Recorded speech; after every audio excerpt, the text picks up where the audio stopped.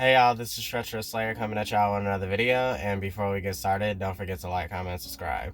Now today we're getting into Dexter's Original Sin, episode 5, F is for fuck up. Now the episode picks up where episode 4 left off with Ginger Snap chasing Mad Dog down the street and Mad Dog getting slammed by that Ford F-150. Now, as Ginger Snap cusses himself out, he hides behind a nearby tree as the driver quickly gets out and checks on Mad Dog's condition and asks for help and calls 911. Luckily, no one didn't spot Ginger Snap, and he quickly deduced the situation and said to himself, typically the Miami PD responds within 7 minutes of a 911 call, so all he knows is he has 15 minutes to clean up his evidence.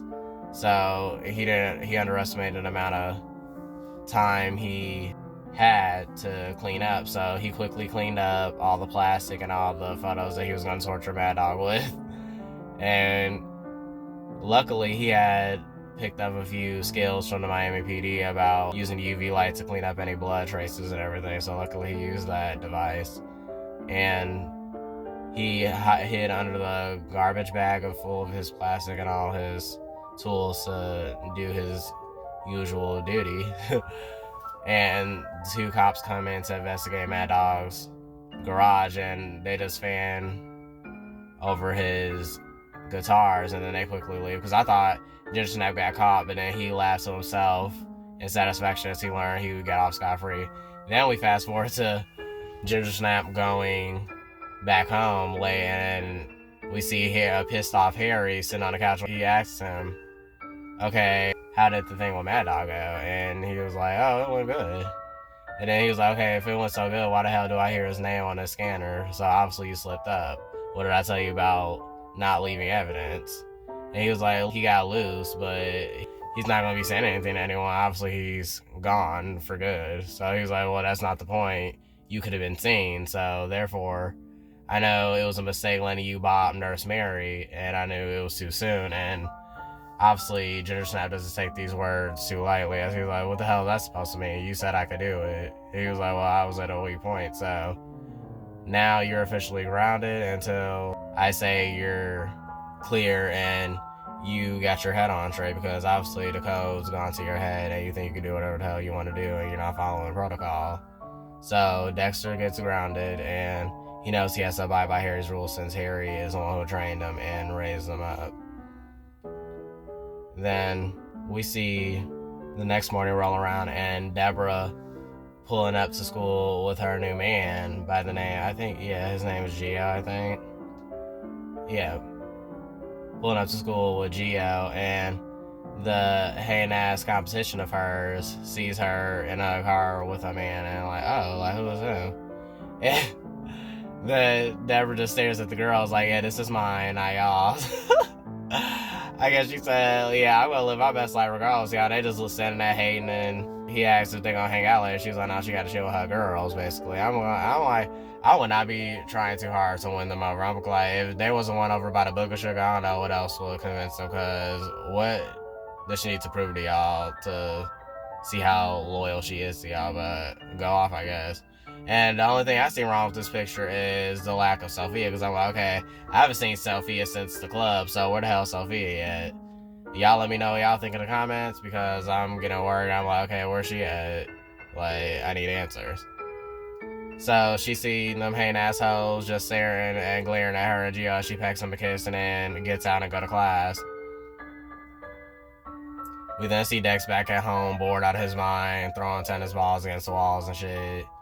And since he wasn't able to officially take out Mad Dog, he satisfies his hunger by indulging in some brownies that Dad made, and little did he know that he should never even touch in the first place. So we then see Harry preparing for the Levi retrial as Aaron and Tanya and Bobby and all of them prepare Harry for all the questions he should expect at the trial. And then we jump back to Deborah coming home from volleyball practice, and we see Ginger Snap is just zooted and booted, y'all. Like, he's just far gone. So obviously those brownies took him to Cloud 9. And she's like, you good, Dex? Like, you acting strange. And he's like, nothing, Deborah. And he keeps putting emphasis on Deborah, and then she comes to the realization that he got into a damn rowdy, so she was like, oh shit, she wanted to check her around. She was like, damn, you didn't read the note? And he was like, no. She was like, I made these for the team and everything. You know these are weed brownies, right? He was like, what? He freaks out. And then she's like, okay, why are you freaking out, chill? You never had weed before? He like, no. And then she was like, just relax. Like, this will help you just be relaxed and go wild. And we hear his inner voice say, oh, well, that's what he's afraid of, because obviously he wouldn't be conscious of his decision making. So she says she's about to go meet the girls, and he's like, he begs her to stay because he knows he doesn't want to get in trouble with Harry and potentially do something that he'll regret. So he convinces her to, you know, have a sibling day and everything. So they have a bond sesh where she eats an edible and they just watch TV. And then she asks him about Sophie and how things going with Sophie and everything. He says, well, she's good. And she was like, that's it? Well, I met this new guy named Gio, and I think we should all double date. And obviously we see Ginger Snap just floating on Cloud 9 as he, you know, constantly repeats the words double date and everything in a funny way. So this was a nice scene. She says they should hang out more like this, and they should talk more. Then they get into the topic of their mom, and Dexter realizes it's getting serious as Dad wants to talk about her, and she asks him what's his favorite memory of her, and he tells her when she used to calm him down when he was always panicking and stuff and tucking his hair behind his ear, and he was very fond of that memory. She says they should go visit her grave tomorrow, and then he tells her that obviously Harry's pissed at him right now and how he doesn't feel like he's a golden child. And she's like, bullshit, you know damn well you're the favorite. You know, like, what did you do that was so wrong? Like, you didn't kill anybody, dude. And he kinda, he almost slipped out. I'm like, now, see, you talk too much, don't break the code, because you know damn well Deborah, she's definitely gonna run her mouth if she learned about what you truly do, you know. So keep that lip locked, because he was like, what if I did bop someone hypothetically? I'm like, what if you shut the hell up hypothetically? Like, don't talk too much, Dex. Like, let's be serious. So they laugh it off and do, you're high as fuck. So we'll talk about this with Dad later. And also we see Harry just having flashbacks of, you know, having further sneaky links with Dexter's mom and everything. I'm like, wow, Harry, he was really busy, you know. I was like, dang, Harry, like, calm down.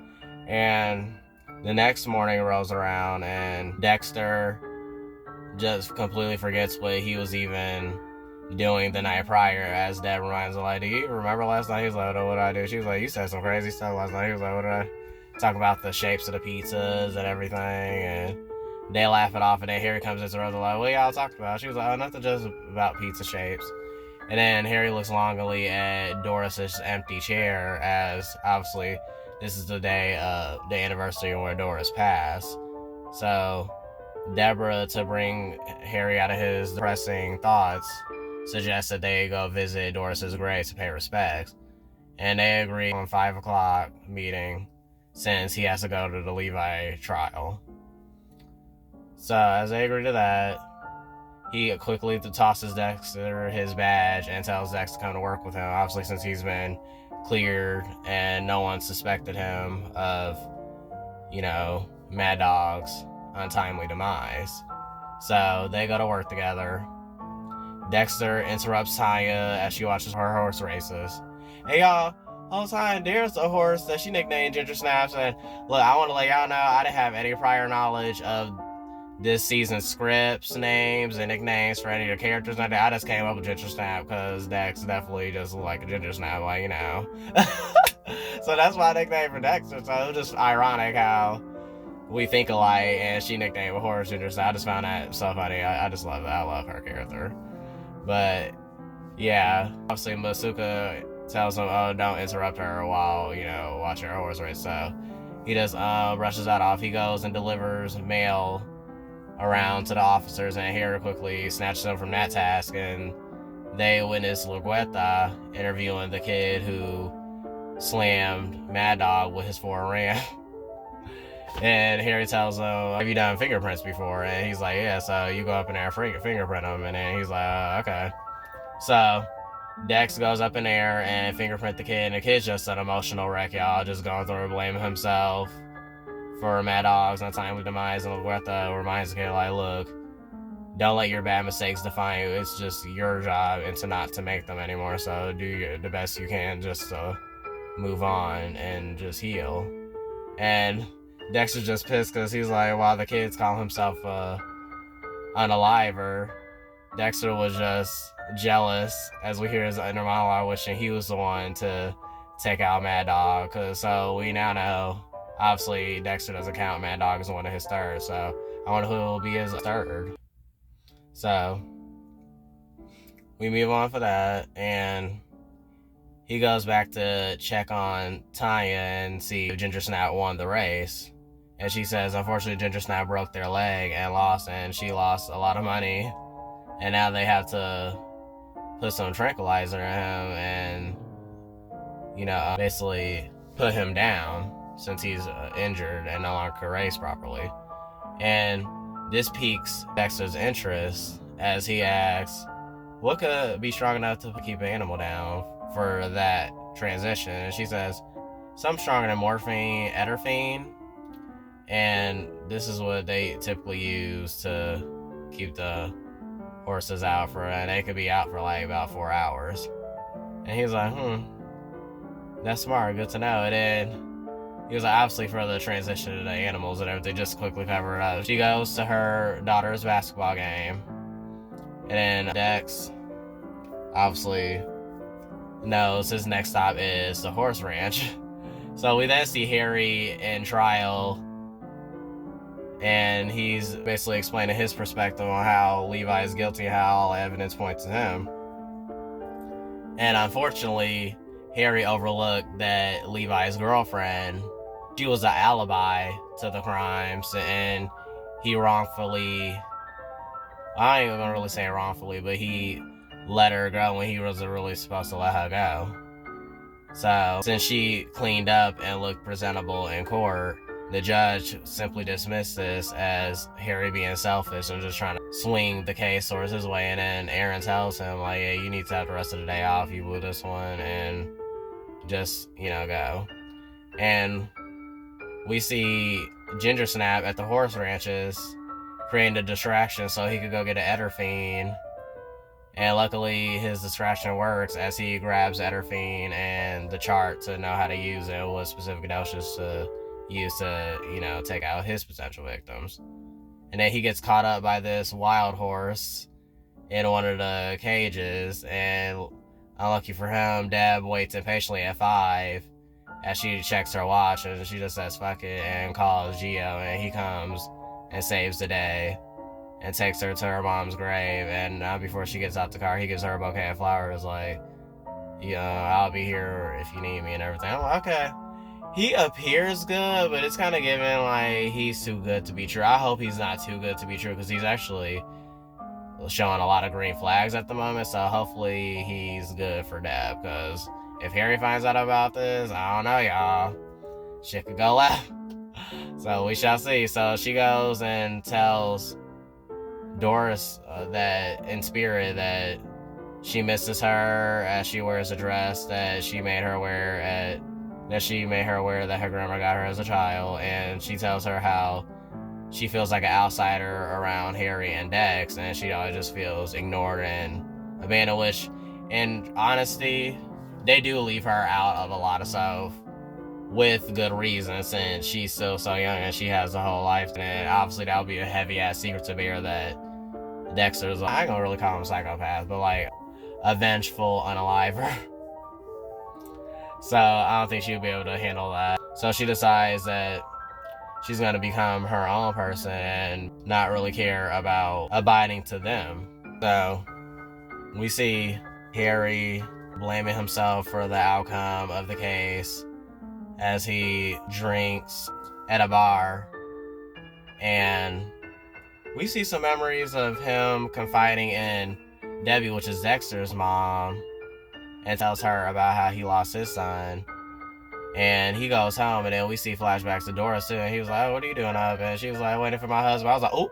The whole time I thought when they was having sneaky links that he was separated, because that's what the impression I got at least. But I don't know, this man was still married, y'all, while he was full online with Dexter's biological mom. I'm like, just messy, y'all. I'm like, just hoes. And she's like, "I got a surprise for you." Like, did I forget something? And she's like, "I'm pregnant." Obviously, we learned this is when Deborah obviously was conceived. And he's like, "Oh, this is great news," and everything. Obviously, he's like nervous as hell. Like, "Oh, damn, I've been like, I got this whole side chick and everything. Like, I got a baby on the way. What am I gonna do?"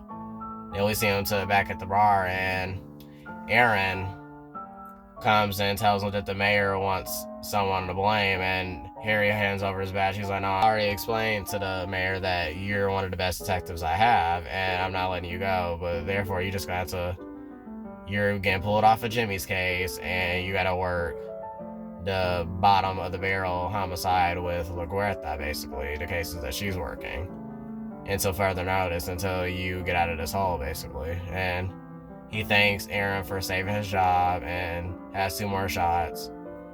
And then we see Deborah having a romantic evening with Gio as they're just at the pier, and things get passionate between the two. Then we jump back to Harry contemplating whether or not to take out Levi as he stalks him at his home as he's having a welcome back party. And we hear Dexter's inner monologue as he says Harry, although abides by the law and everything, when a child killer goes free, his moral compass is swayed, and he likes to take matters in his own hands when he thinks no one's looking, which is obviously, we know, given by this dialogue, someone definitely is looking. So as Harry stumbles out of the car drunkenly and lazily aims at Levi as he's taking a drunk piss outside of his home, we notice his vision starts to get a little blurred, and he drops to the ground suddenly, and I was shocked. And we see, obviously, Ginger Snap testing the Ederphine on Harry. Hey, y'all, this is one of my favorite parts of the episode. Why the hell, the next scene, we see Harry just tied up, like, in the plastic wrap that Dexter uses to unalive his targets. And Harry's just, like, panicking and everything. I was like, "Yeah, so you got that ass shook," like, as alert. He like, "Wait, what the hell is going on?"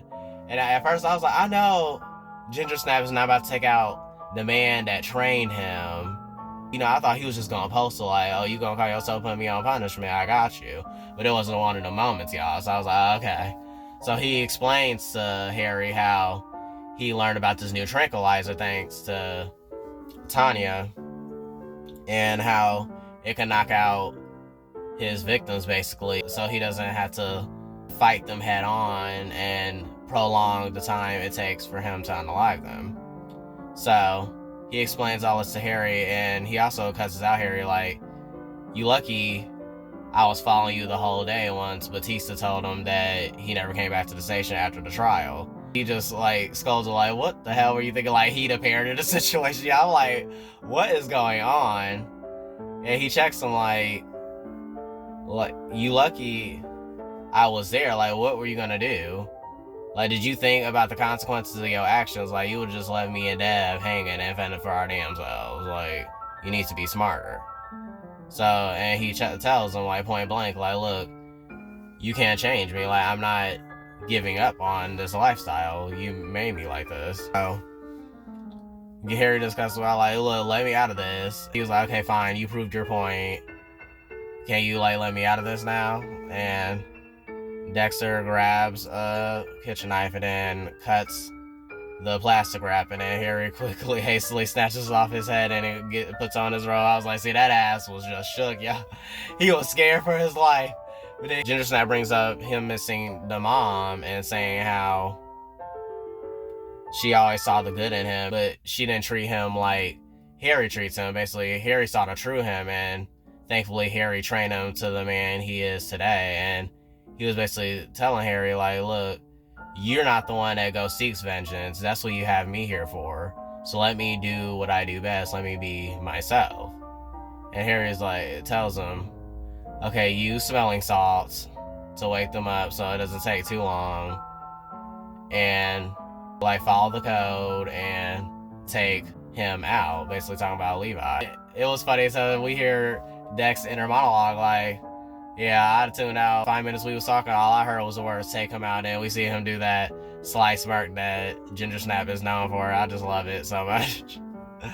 I'm glad he got the okay from him. So we then jump to Ginger Snap going to visit Doris's grave, as he tells Doris that what he really misses about her is how she always saw the good in him, even though he didn't have any goodness with him to begin with. And he always thought that she was trying to get rid of him, but she just genuinely wanted to help him, and he realized that now. So he's like, although Harry noticed that there was no goodness in him, he hopes that he could do good even though he's not considered good, and he hopes that enough for her and have her soul at peace. So he thanks her for always trying to recognize the good in him even though it didn't exist.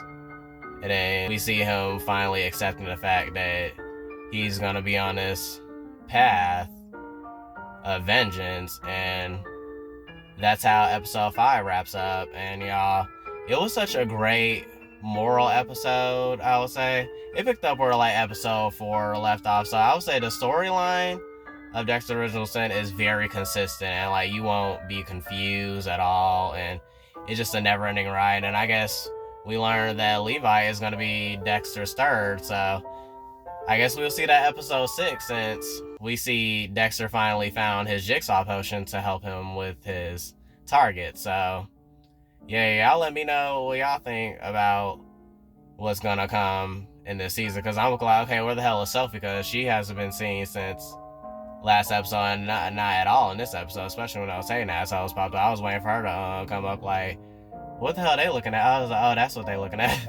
Because I'm like, where the hell she been at? I ain't forgot about the abductor, so I hope the abductor get found out too. I wonder, my theory is the abductor probably like someone in the law force, like one of them judges, especially the judges that keep letting these killers get off scot-free. So I don't know. Y'all let me know what y'all think in the comments. So yeah, I'm Treacherous Slayer, and I'll see y'all later. Bye.